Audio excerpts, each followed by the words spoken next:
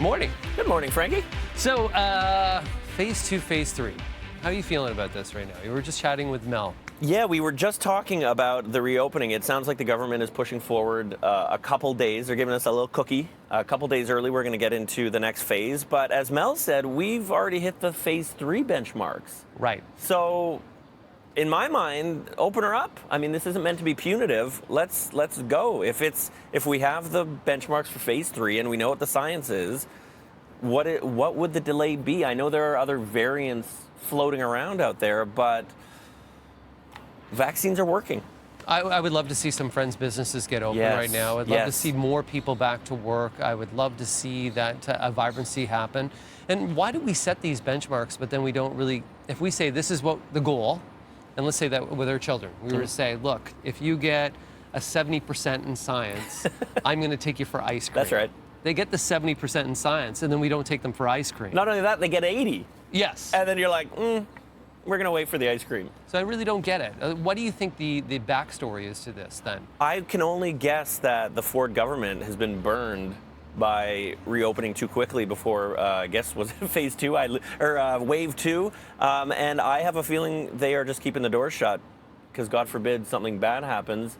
And as far as they're concerned, what is another couple of days to them? It means nothing to them. It means the world to all of us out here trying to get on with our lives. But to them, I think they want to be overly cautious so they don't get burned. That's my guess. Let's do another comparison to Alberta, where Alberta is just opening it up. And Alberta looks like they're trying to open up quick because they want to have the stampede in place. That's right.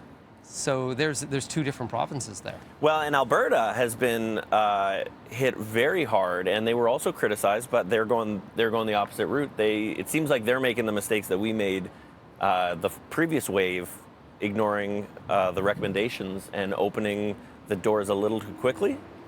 But it's one of those. It's a problem with this sort of thing is if you do it properly and nothing happens, everybody complains because you didn't see anything happen, right? Mm-hmm. It's only when the train goes off the tracks that people go, oh, we should have done this. If things work the way it's supposed to work and we don't notice any, do you know what I'm saying? I do, but I think we're always going to live with COVID. So I think COVID's always going to be here in some shape or form. I think the business, the mental health impacts, the other bigger impacts that are happening right now, because we've met these benchmarks, it is the time to open things up. I understand from a political perspective why they're hesitant, but I don't think we don't necessarily need to be afraid. I think we have to be cautious but optimistic. I agree, and the data on these vaccines, they keep you out of the hospital. That seems to be what's coming out from around the world. That's the goal. The goal is, as you say, COVID will be with us. We don't want to get sick. We don't want to go in the hospital. We don't want to be in the ICU. That's the goal, and it seems like these vaccines do that. My final question is, what happens after phase 3? Oh my God, I can't do with the phases anymore. No more.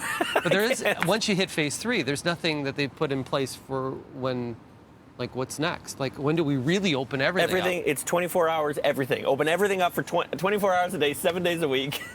Phase 4, and then phase 5. Yeah.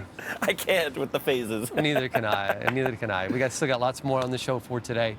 It's a pleasure having you here this morning. It's so much fun hanging out with you. And the question, of course, should Ontario enter steps 2 and 3 ahead of schedule? Hit us up, 1-866-267-3797. You can email us feedback@breakfasttelevision.ca, or, of course, tweet away at Breakfast TV. Yeah, Frankie, it's a blast hanging out with this crew. It's such a fun show to be on, so thank you. Oh, stop it. Not you. Oh, no, not yeah. you. No, not you. No. Everybody except one person here is fabulous.